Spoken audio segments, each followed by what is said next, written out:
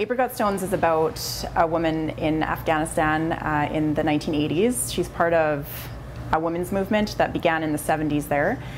Movement is called RAWA, which stands for the Revolutionary Association of the Women of Afghanistan. And the story is about Adila, and she is an activist who falls in love with a shopkeeper and her family honor is questioned. And the story is about her fate. This idea had been percolating since the Afghan War in 2001 when it began. And I just didn't know how to get it onto paper. Actually, my director, Axum, he helped me to, he gave me the tools to write the play, and the Fringe felt like a safe environment to put that play into production.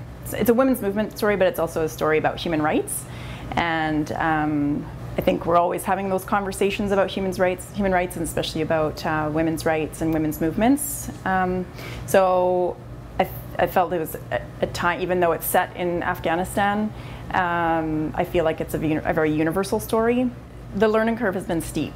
So the writing, of course, was a year and a half in writing. So I would say that was the most arduous part of the process.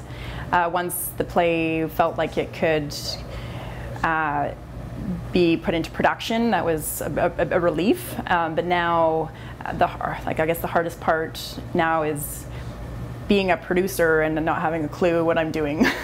So the Fringe team behind Fringe Theatre Adventures has been amazing and very supportive. Advice that I would give somebody else coming in for the first time to the Fringe would be to just jump in and trust that it'll all come together.